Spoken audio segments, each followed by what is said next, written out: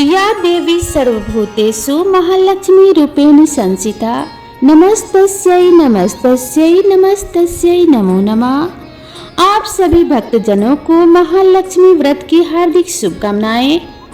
आइए भक्तजनों ध्यान से सुनो श्री महालक्ष्मी व्रत की कथा, गुरुवार की व्रत कथा।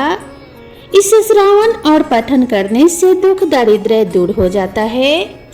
श्री महालक्ष्मी माता की कृपा से सुख संपत्ति ऐश्वर्य प्राप्त होता है, मन की इच्छा पूरी होती है।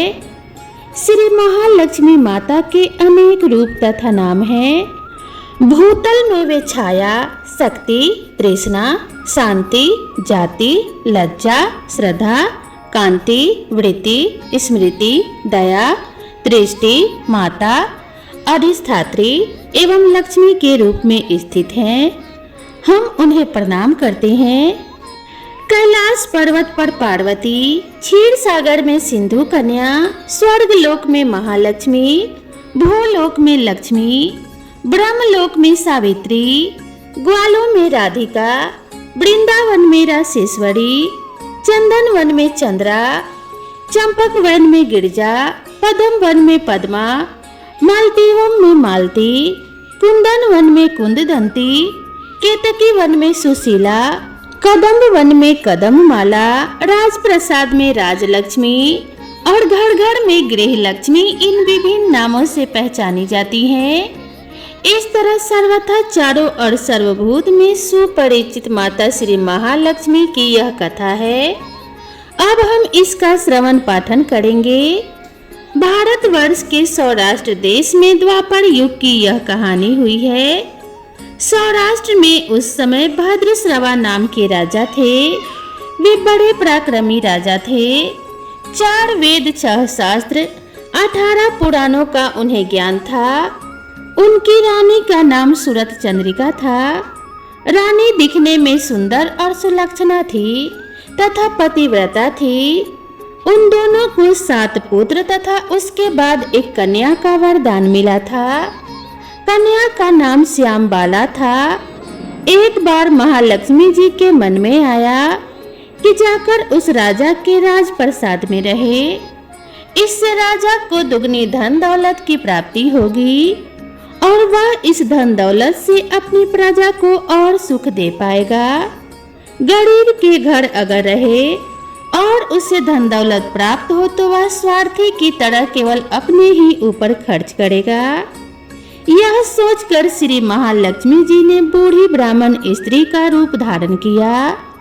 हाथ में लाठी लिए लाठी के सहारे रानी द्वार तक पहुंची। यद्यपि उन्होंने बूढ़ी औरत का रूप धारण किया था, पर उनके चेहरे पर देवी का तेज था। उन्हें देखते ही एक दासी सामने आई। उसने इनका नाम, धाम, काम, धर्म सब पूछ डाला।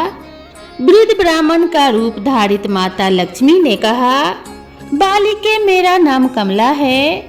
मेरे पति का नाम भुवनेश है। हम द्वारिका में रहते हैं।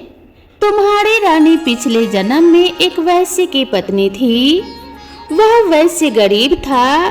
दारिद्र्य के कारण हर रोज घर में लड़ाई झगड़े होते थे तथा उसका पति उसे रोज मारता पीटता था। इन बातों से तंग आकर वह घर छोड़कर चली गई तथा वन जंगल में खाली पेट भटकने लगी। उसकी इस दुर्दशा पर मुझे दया आई। तब मैंने उसे सुख संपत्ति देने वाली श्री महालक्ष्मी की कथा सुनाई। मेरे कहने पर उसने श्री महालक्ष्मी का व्रत किया। श्री महालक्ष्मी प्रसन्न हुई। उसकी गरीबी दूर हुई। उसका घर संसार दौलत संतति संपत्ति से भर गया। बाद में पति पत्नी दोनों परलोक सिधारे। लक्ष्मी व्रत करने के कारण वे लक्ष्मी लोक में रहे। जिन्होंने जितने साल महालक्ष्मी का व्रत किए उतने हजारों साल उन्हें सुख भोग मिला। इस जन्म में उसका जन्म राजघराने में हुआ है, परंतु वह श्री महालक्ष्मी का व्रत करना भूल गई है। उसे यह याद दिलाने मैं यहाँ आई हूँ। बुढ़िया की बातें सुनकर दासी ने उन्हें प्रणाम किया तथा श्री महालक्ष्मी का व्रत किस तरह किया जाए, इस बारे में बुढ़िया से पूछा। बुढ़िया का रूप धारण किए हुए श्री महालक्ष्मी माता ने दासी को पूजा विधि तथा महिमा बताई। इसके बाद वह दासी माता को प्रणाम कर रानी को बताने अंदर चली गई। राज वैभव में रहते हुए रानी को अपने ऐश्वर्य का बहुत घमंड हुआ था। संपत्ति तथा अधिकार की वजह से वह उन्मत्त हो गई थी। दासी द्वारा बताई गई बुढ़िया की बातें सुनकर वह आग बबूला होकर राजद्वार पर आकर बुढ़िया रूपी श्री महालक्ष्मी पर बरस पड़ी। उसे यह मालूम नहीं था कि श्री महालक्ष्मी माता बुढ़िया का रूप धारण किए द्वार तक आई हैं, परंतु रानी का इस कदर रूखा बर्ताव तथा अपना अनादर देखकर माता ने वहां ठहरना उचित नहीं समझा। वे वहां से चल पड़ी। रात में उन्हें राजकुमारी श्यामबाला मिली। उन्होंने श्यामबाला को सारी बात बताई। श्यामबाला ने अपने ओर से श्री महालक्ष्मी माता से क्षमा मांगी। माता को श्यामबाला पर दया आ गई। उन्होंने श्यामबाला को श्री महालक्ष्मी व्रत के बारे में विस्तार से बताया। उस दिन अगहन यानी मार्गशीर्ष माह का पहला गुरुवार था। श्यामबाला ने परम श्रद्धा से श्री महालक्ष्मी का व्रत रखा। इस व्रत के फल स्वरूप राजा सिद्धेश्वर के सुपुत्र मालाधर से उसका विवाह हुआ। वह धन दौलत ऐश्वर्य वैभव से माला माल हो गई और पति के साथ ससुराल में आनंद से दिन बिताने लगी। इधर श्री महालक्ष्मी का रानी पर प्रकोप हुआ। फल स्वरूप राजा भद्रश्रवा का राज्य एवं राज कारोबार नष्ट हो गया। यहाँ तक कि खाने के भी लाले पड़ गए। ऐसी हालत में एक दिन रानी ने राजा से निवेदन किया, हमारा दामाद इतना बड़ा राजा है, धनवान है और ऐश्वर्यशाली है, क्यों न आप उसके पास जाएं, उसे अपना सारा हाल बताएं। हमारा दामाद हमारी मदद जरूर करेगा।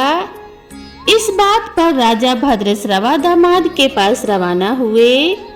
राज्य में पहुंचकर एक तालाब के किनारे थोड़ी देर विश्राम के लिए ठहरे। तालाब से पानी लेने आते जाते दासियों ने उन्हें देखा। उन्होंने विनम्रता से उनकी पूछताछ की। जब उन्हें यह मालूम हुआ कि वे रानी श्यामबाला के पिता हैं, तो वे दौड़ते हुए जाकर उन्होंने रानी को सारी बात बताई। रानी ने दासी के हाथ राज परिधान भेजकर बड़े ठाट से उनका स्वागत तथा आदर सत्कार किया तथा राजसी खान पान करवाया। जब वे लौटने लगे तो सोने की मोहरों से भरा हुआ घड़ा दिया। राजा भद्रश्रवा जब वापस लौटे तो उन्हें देखकर रानी सूरत चंद्रिका बहुत खुश हुई। उन्होंने सोने की मोहरों से भरे घड़े का मुंह खोल कर देखा। पढ़ाए भगवान कहकर नीचे बैठ गई। घड़े में धन के बदले कोयले मिले। यह सब श्री महालक्ष्मी के प्रकोप से हुआ। इस प्रकार दुर्दशा में और कई दिन बीत गए। इस बार रानी स्वयं अपनी कन्या के पास गई। वह दिन अगहन माह का अंतिम गुरुवार था। श्यामबाला ने श्री महालक्ष्मी का व्रत तथा पूजा किया तथा अपनी माता से भी व्रत करवाया। इसके बाद रानी अपने घर आई। श्री महालक्ष्मी का व्रत रखने पर फिर से उसे अपना राजपाट, धन दौलत, ऐश्वर्य प्राप्त हुआ। वह फिर से सुख शांति आनंद में जीवन बिताने लगी। कुछ दिनों बाद राजकन्या श्यामबाला अपने पिता के घर आई। उसे अपने घर देखकर रानी सूरत चंद्रिका को पुरानी बातें याद आई। यही कि श्यामबाला ने अपने पिता को घड़ा भर कोयला दिया था और उसे तो कुछ भी नहीं दिया। इसी कारण श्यामबाला को पिता के घर आने पर उसका कोई आदर आतिथ्य नहीं हुआ, बल्कि उसका अनादर हुआ। पर उसने इस बात का बुरा नहीं माना। अपने घर लौटते समय उसने पिता के घर से थोड़ा नमक ले लिया। अपने घर पर लौटने पर उसके पति ने पूछा, अपने मायके से क्या लाई हो? इस पर उसने जवाब दिया, वहां का सार लाई हूँ। पति ने पूछा, इसका मतलब क्या हुआ?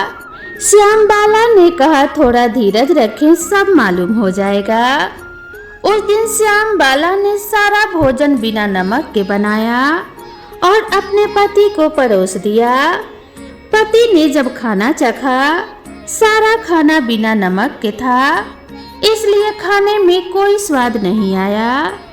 फिर श्यामबाला ने थाली में नमक डाला, इससे सारा भोजन स्वादिष्ट लगने लगा। तब श्यामबाला ने पति से कहा, यही है वह मायके से लाया हुआ सार। पति को उसकी बात सही लगी। फिर वह दोनों हंसी मजाक करते हुए भोजन करने लगे। कहा गया है कि इस तरह से जो कोई श्रद्धा भाव से श्री महालक्ष्मी की पूजा करे, उसे माता महालक्ष्मी की कृपा प्राप्त होती है, सुख संपत्ति शांति प्राप्त होती है और सभी मनोकामनाएं पूरी हो जाती है। परंतु यह सब प्राप्त होने पर माता की पूजा को भूलना नहीं चाहिए। हर गुरुवार को व्रत पाठ अवश्य करना चाहिए। इस तरीके से माता महालक्ष्मी की कृपा से भक्तों की सभी मनोकामनाएं पूरी हो जाती हैं और उनके घर में धन संपत्ति और ऐश्वर्य का वास होता है और उनके जीवन में कभी दुख और दरिद्रता नहीं आती। तो प्रेम से बोलिए, माता महालक्ष्मी की जय। माता महालक्ष्मी की कृपा आप सभी के ऊपर सदैव बनी रहे। इसी कामना के साथ आप सभी से विदा लेते हैं। मिलते हैं नए वीडियो में नई कथा और नई कहानी के साथ। तब तक के लिए राधे राधे।